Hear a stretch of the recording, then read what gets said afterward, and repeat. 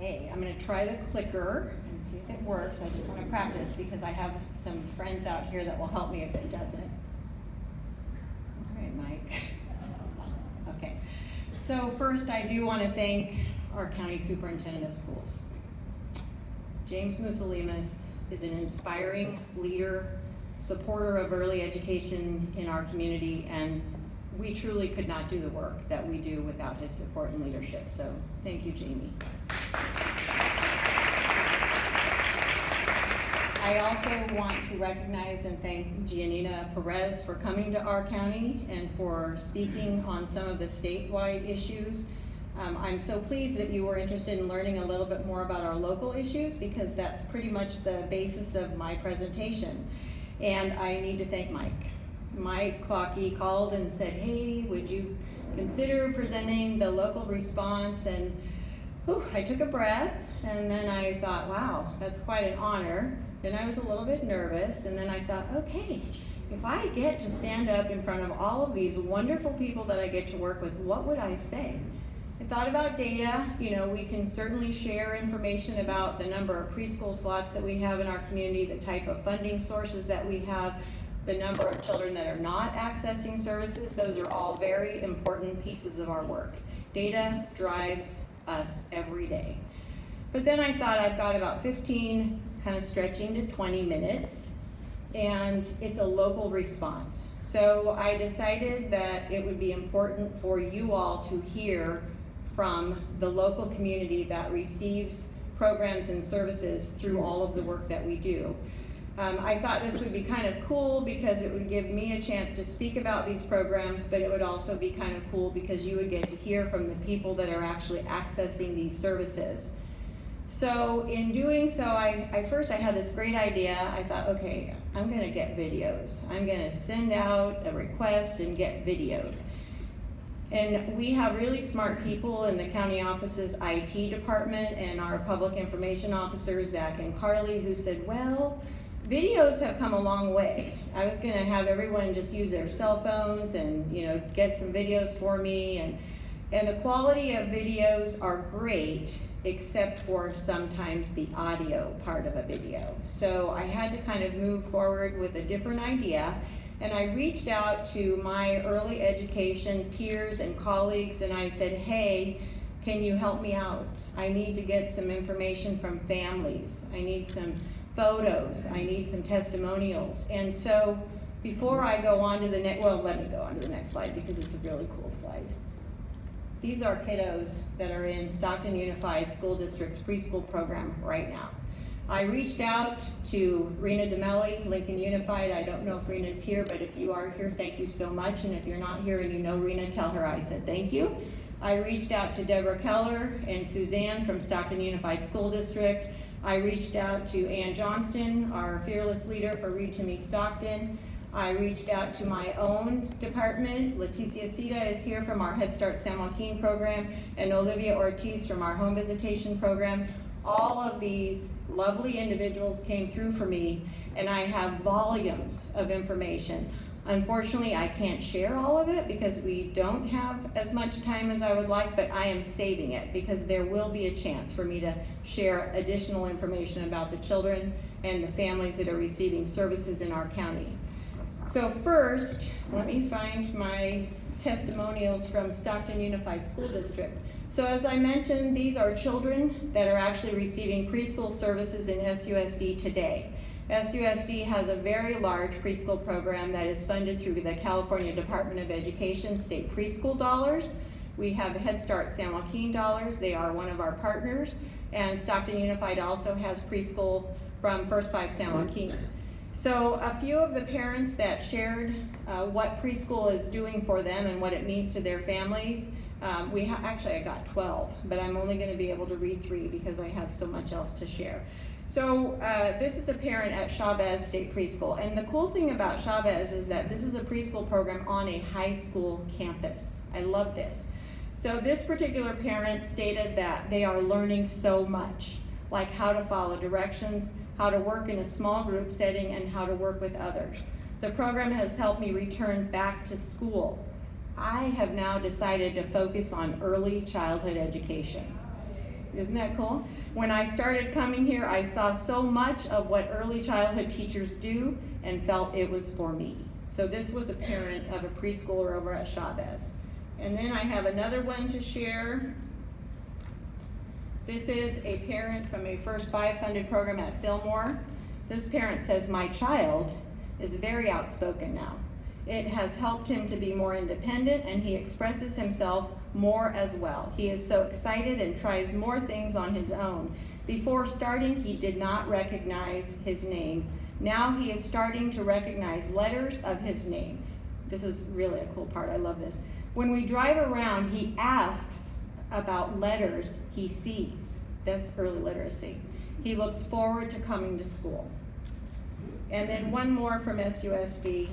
This is another parent from Fillmore. "I enjoy the communication I have with the teachers. They provide support to me and they answer all my questions. My daughter has learned to be open with friends and how to have positive interactions with them. She is more interested in looking at books and how to write her name now. She looks forward to coming to school and I feel she is safe." So those are just a few of the stories that I received from Stockton Unified School District. Now I'm going to talk a little bit about Head Start San Joaquin. This is one of the program that's near and dear to my heart. So Head Start San Joaquin is the name of the program that, as the grantee for Head Start Services, our San Joaquin County Office of Education called it years ago when we wrote the application. We have 4 partners. We have Stockton Unified School District, Lodi Unified School District, Creative Child Care, and Child Abuse Prevention Council. One of the key components of a Head Start program is family engagement. And as the grantee, it is our responsibility and requirement to have a parent policy council. In our county, our policy council has representation from community members, but also from parents. So our parents come from each of our 4 partners and our own direct services. So with Letty's help, I was able to gather photographs and a couple of testimonials from parents that are currently serving on our policy council. So this is Erica. Erica is the mother of 4-year-old twins, and as you can see, Erica says, "I love the opportunity to have children in Head Start so they are prepared and ready for kindergarten. I'm very thankful for the program. I like to be involved in what's going on with Head Start centers. In Policy Council, you get to meet people from other sites, and we come together to make a difference for the children in centers." And this is Faylene. Faylene is actually the chair of our Policy Council, and Faylene says that, "I'm happy that my son is learning to play with others. I'm thankful to be listened to in the program. The staff and management make you feel like you matter and your opinion makes a difference. Policy Council is a huge learning experience. As parents, we have a say in the way things are being done with the program. We get to see the changes and impact we can make." And I can tell you, I have witnessed this firsthand. When we started with Head Start years ago, I had been involved for a number of years with parent advisories, but seeing how the Policy Council functions and the growth in these parents as they take on roles, elected roles. We have a chairperson, vice chair, we have secretary, we have a treasurer that works with our Head Start fiscal coordinator to share the information about the fiscal aspect of the program, and it's very complex. So I'm so thrilled to have Head Start and to be involved with this model because of what it does to empower families and parents in particular.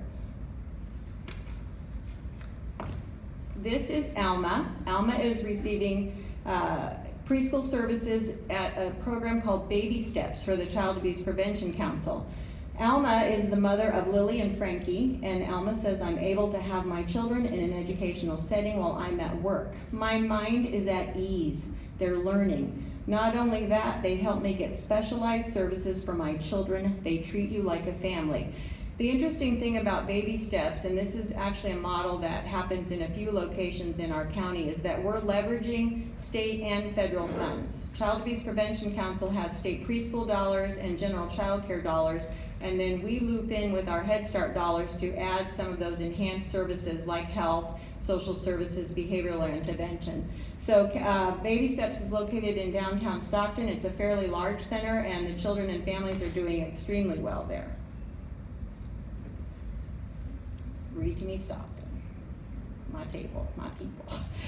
So Read to Me Stockton, as Mike shared, and we are very grateful for the mini grant. Thank you. Read to Me Stockton is a program that was, as Mike mentioned, founded by Ann. Ann Johnston was mayor of Stockton. She pulled together a group of people. It was called the Mayor's Book Club, which was a very cool thing to be a part of.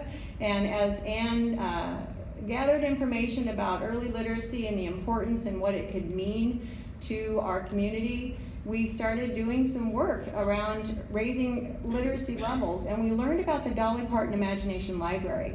And so with Read to Me Stockton, as we learned about the Imagination Library, we wanted to bring it here. And we were able to actually raise some funds, and we work with several partners. I have to mention them because it's very important. We have the Rotary of Stockton has been a huge supporter of this effort from the very beginning. We have the County Office of Education has allowed me to be involved, and we also have Stockton Unified School District, we have San Joaquin Delta College, we have El Concilio, we have Child Abuse Prevention Council, we have Manteca Unified School District, Lincoln Unified School District, we have support from Lodi Unified.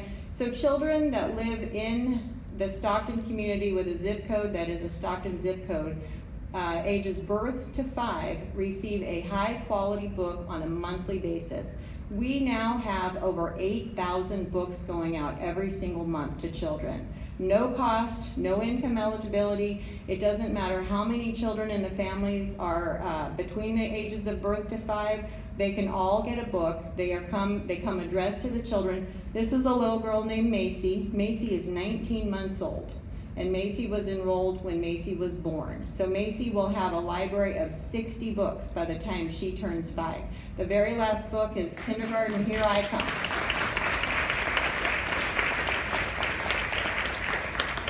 A few of the stories that we heard from families that received the books, the children are always wanting to check the mail. They are excited about reading. I love the variety and quality of the books. My girls are very excited each time a new book comes in the mail. We enjoy reading them over and over. This program is helping us grow our home library. We read together as a family, and my older son memorizes stories. He likes to retell the story to his little brother when it's bedtime. I will tell you that the parent that said the program is helping us, the first thing she actually said that I didn't put on the slide because she didn't seem to, it wasn't going to be part of her testimonial, but the first thing that she actually said, and I get a little emotional, she said that without Read to Me Stockton, they would not have books in their home, that they do not have the financial resources. Basically, she said, we don't have the money. We cannot afford to pay for books. So the program in and of itself has not only provided books to the families, but she said it has really changed their ability to interact with their kids and have book telling, reading, story time. So this program is amazing. It's a grassroots effort. Our board, there's no staff. It's really something that continues to live on through the momentum of the work in this community. And I do want to thank you, Ann, for your leadership with this and the board that we work with and the community members that help us get the kids registered. I also have to acknowledge the post office very quick because we learned that the books can't be forwarded based on the cost to keep them cost efficient in terms of the mailing. So we have been able to work with our local postmaster. We're allowed to pick them up. So we pick up books on a monthly basis that are not deliverable. If for some reason the children and families are out of the area, they're not able to receive the books anymore, we can reclaim them from the post office. And we use those books to actually promote the program. We also have other community partners, and so the books are getting back into our community. So it's truly a remarkable program, and I did want to make sure that we had a chance to share a little bit about Read to Me Stockton. Family intervention services. So here's another one that is very near and dear to my heart. We have some funds that come through the Office of Child Abuse Prevention at the state level, flow through the Human Services Agency into our county, and we work with, as a county office, the Children's Services Coordinating Commission. Family Intervention Services is a case management program. Our partner for this work is Child Abuse Prevention Council, and we have other programs similar to this in our county, but there are certain eligibility criteria that eliminate the ability for certain families that might be in crisis or at risk of becoming in crisis to participate. So we worked with our commission and an ad hoc committee that included some other community partners, and we created a family intervention program that does not have the eligibility requirements that some of our other programs have. So for family intervention, we have a family that has case managers going to their home. Referrals come from everywhere. School counselors, school nurses, social workers, pediatricians. And CAPC is our partner, and this is a parent that is receiving family intervention services. Her name is April. She has 3 children, all young, 11 months, 4 years, and 5 years old. And what she has said, she said quite a lot more actually, this one was a video, but basically the program is allowing for a little more peace in our home. These case managers do remarkable work, and we hear stories on a monthly basis from those that are receiving these services. One more for the CAPC is the Parent Cafe. Parent cafes are held throughout this county. They are weekly meetings that have facilitators. We have a family that is participating in Parent Cafe over at Park Lane. Amanda, mother of a 12-year-old, Amanda reports that it has also helped us form a better community at the school and get more parents involved. And we became a stronger community at our school due to having Parent Cafe at Park Lane Elementary. So again, CAPC has these parent cafes going on a weekly basis, and the content of the meetings is driven by the parents that attend. If they want information about child growth and development, nutrition, resources, appropriate strategies for working with their children in their home, the CAPC does tailor the topics to the parents, and they work with the Strengthening Families model, and it does make a difference, as you can see from this particular parent, in the lives of these families. Okay, this is link by link. I don't know if Lincoln is here, but so link by link, I learned about this program just a little over a year ago. It's another preschool program in our county that Lincoln Unified School District is implementing at Colonial Heights. Link by Link is amazing. The district is funding this program. There is no income eligibility required, and it's an inclusion model. 50% of the children that are enrolled are typically developing children, but 50% are children that have identified unique and special needs.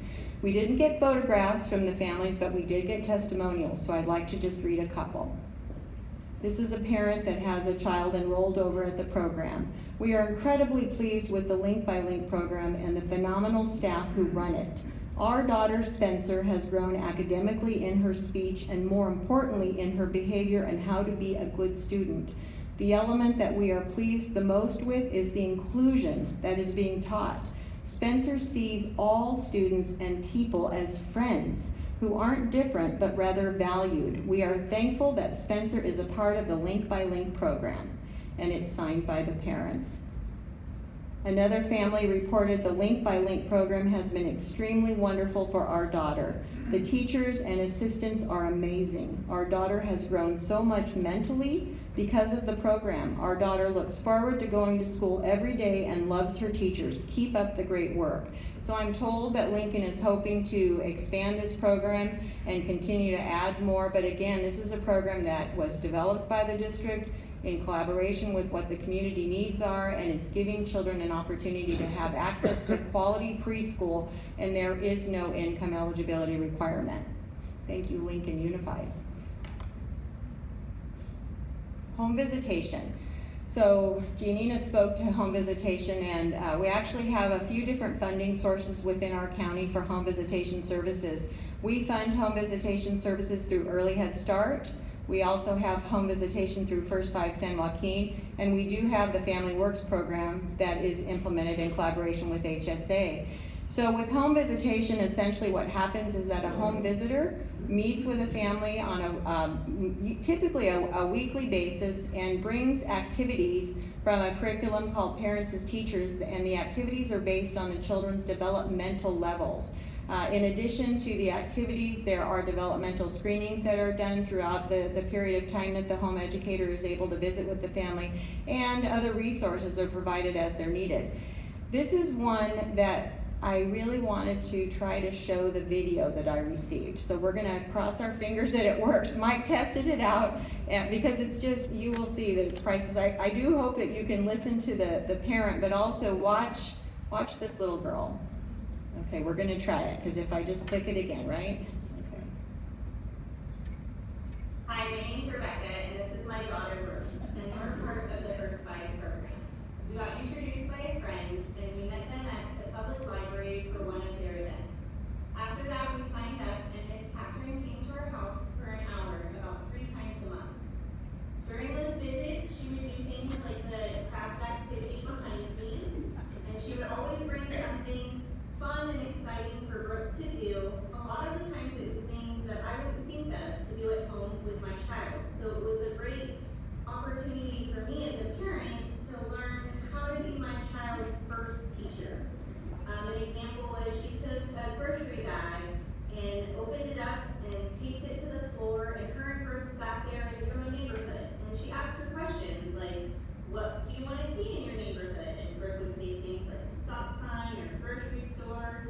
And it's just always great activities where she's helping her develop her fine motor, gross motor, social, emotional. It's just a really great experience and opportunity for the kids to be involved and the parents. And we loved having Miss Catherine in our home and learning these things and doing these things with her.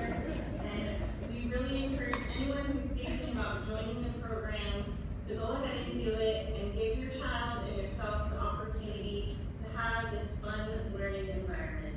Thank you.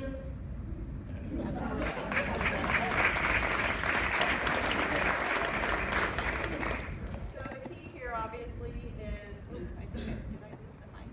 Can you guys hear me okay? I don't feel like you can.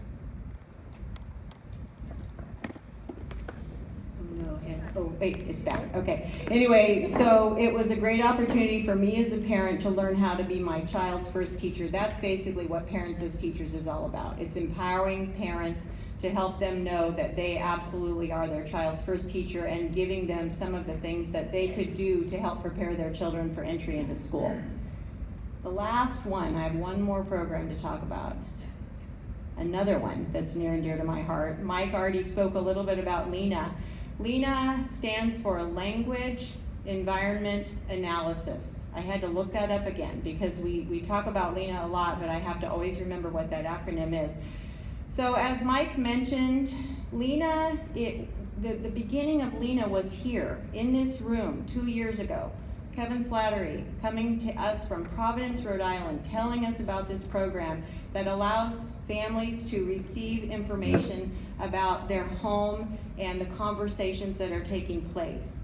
And really with the support of our former president of Pacific, Pam Ibeck, and Mike, who really felt like we wanted to keep the momentum going. We sat here, we listened about this wonderful program that was happening on the East Coast, and we wanted to have this in Stockton and in San Joaquin County. So Mike pulled together a few of us, and we continued the conversation, and it took us a little while. I love your term, cobble together some of the funds, but that's what we did. We cobbled together some of the funds, and we've been able to implement LENA Home and LENA Start. San Joaquin County Library System is implementing LENA Start in the libraries. Right now it's at Chavez, I think, and Tracy. So we have 2 LENA Start programs. It's about a 12 or 13 week program where families come to the library. They receive information about conversations, book sharing, and what have you in the home. And then during the week, the child wears the little Fitbit one of the days and records the language that's going on in the home. I want to make it really clear, it does not record actual conversations. That's the biggest thing that we have to help families understand. None of their private, personal conversations are going to be listened to. It takes the data and it's encrypted, and then the parents get back basically information on the language that has occurred in the home, but also other things like TV time is recorded and radio. So we have Lena Home for the San Joaquin County Office of Education. Our home educators are implementing Lena with their families. And then we hope to eventually have Lena Grow, which would be involving a preschool classroom. Programs that are implementing Lena, El Concilio is implementing, Child Abuse Prevention Council, and our County Office of Education. So here's a couple of things that the parents had to say about Lena. So Claudia is a 13-month-old. You can see the child is actually wearing the vest that's designed more for the infants and toddlers. And the Fitbit, the little device, is in the front pocket of that vest. And she says, I like the program a lot because it has given me ideas how to help Sophia with language and comprehension. And then we have Fatima, who's a mother to Camilla and Daniel. The program taught me easy techniques to talk with my children. I learned to give my son his time to respond and not just be the one to speak. My son is now talking more every day. I loved the program. I want to tell you that what's key here is I learned to give my son his time to respond.